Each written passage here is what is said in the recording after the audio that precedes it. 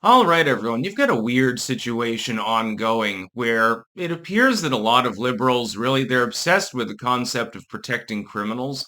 They're not really obsessed with protecting their communities, but we've seen that for decades anyway, as they've melted away into a haze of crime and corruption for the most part. Chicago is probably the biggest example of this. Chicago has been legendarily corrupt now for a very, very long time, since before any of us were born. The oldest people in the world don't remember a time in which Chicago didn't have the machine politics sort of thing going on. So again, corruption, bribery, blackmail, drugs, all of these other things. And we're talking about like it was a thing before the goddamn Gilded Age, actually. It was already a crime city. And it still is, and it probably always will be. Donald Trump is attempting to utilize federal resources to try to aid the removal of especially violent criminals and also incidentally to that, although it is part of the goal, it's just an unspoken assumption, let's face it. Let's just be honest about that part. And also to remove people who are illegally in the country. The mayor of Chicago has decided this is a bad idea. It's bad to enforce your nation's laws, especially in Chicago. And, there's a reason why the hair care products are all locked up. You have to ask an associate in order to buy it. Chicago is overrun with violent crime. It has been, and especially in certain neighborhoods, it has been for decades. Well, technically over a century, but things, have gotten noticeably worse of late. There's probably a reason for that. So now the mayor is saying, well, I'm not going to let city and state law enforcement cooperate with them. Yeah, you must not cooperate with the ICE agents or with the National Guard. You're not allowed to participate with that. Which is funny. You are actually commanding the police forces in your city, which are tasked supposedly, and I know that it's not a perfect system. There is corruption in police offices as well, and there are police brutality incidents and stuff.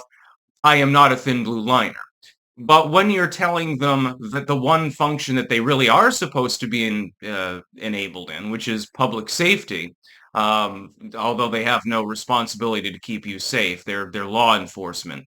It's a little bit of a bizarre legal situation the way policing works in the United States. Just saying, it's a little bit different in other parts of the world. In some parts of the world, they just blow people away for political reasons.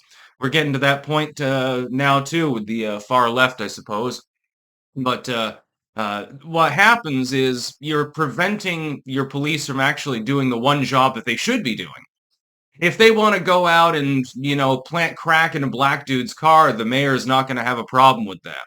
But if they attempt to detain several violent cartel members and deport them, then they're breaking the rules, according to the mayor of Chicago.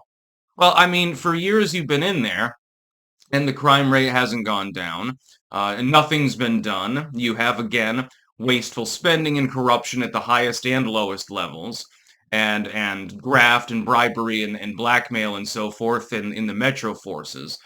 You have metro forces that are afraid to even go into certain parts of Chicago. I have spoken with, with a couple of members of the Chicago PD. There are parts of the city that they really don't want to have to patrol. They're effectively under the control of gang members. And those gang members are heavily armed, and there's too many of them. There's nothing they can do about it.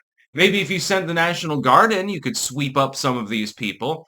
Wouldn't be difficult, based on the color of their do-rags alone, to, have probable cause. Hey, you mind if we search your apartment, sir? No, you can't. There's probably a reason you're telling us no, and it's probably not because you're just genuine, yeah, you're a libertarian or something like that. Probably unlikely. Hey, and a Black Panthers flag flying on your door? What's that white powdery substance all over your floor? Oh, that's just flour I was baking. Oh, okay. The Metro Police aren't even going to get involved with such a thing, by the way. They don't even care enough. Some of these communities are effectively forsaken. You have the same thing in Detroit. You've had the same thing in outer DC. Certainly you have it in parts of Los Angeles, New York, places like that. You have places where you don't want to go at night, and then you have places where you don't even want to go in there during the day. It's probably a bad idea. You might get shot. You probably will if you don't look the right way. If you happen to be wearing the wrong colors in the wrong part of town, there are places where that'll get you stabbed to death. Oh, you wore blue in the Bloods zone? Yeah, good luck to you. We'll make sure that you get a decent gravestone. We'll put your do-rag on top of it. Hmm. But this is a weird obsession. Orange man bad to the point where you're literally telling the LEOs in your city not to enforce the law. You're literally telling them to stand down and do nothing. Well, that's going to be real helpful. What they're trying to do is make it look like Trump's efforts are a failure.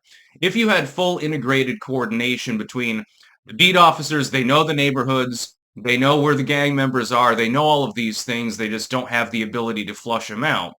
And you were to coordinate that with the National Guard and with ICE, you could come in like a flood and clean it neighborhood by neighborhood. And it would work. It would lower the crime rate.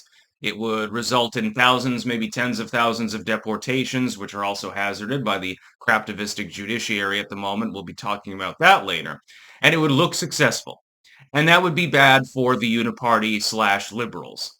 Because if Trump is successful, as he has been modestly, according to CNN, of course, in DC, if that were to happen in Chicago and you had a double-digit reduction in property crime, and maybe there's less shootings and stuff like that because the gangbangers probably don't want to open fire on, guardsmen. That's probably suicidal to do so. Certainly with ICE agents. They're allowed to carry firearms, by the way. If it were successful, then the legacy media would have to do the Abrams Accord thing where they, do a golf clap and have to acknowledge that Donald Trump did something that didn't catastrophically fail. It's just like they're not talking about GDP at the moment very much. Oh, that could be because it grew. They're not talking about the new revised economic report that sends it upwards quite a bit and paints a much more rosy view than somebody like Krugman would think of.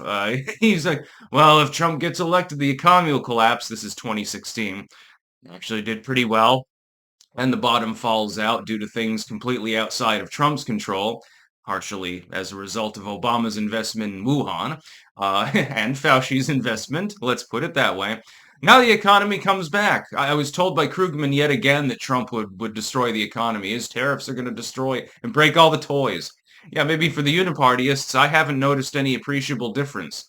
Mainly because the inflation was so high for so long, I'm not getting sticker shock from 10%, I mean 10 cents more on a bottle of pickles because it was already like 8.99 for a pint to begin with. So thank you, Biden. Really cool. That's about all. Peace out.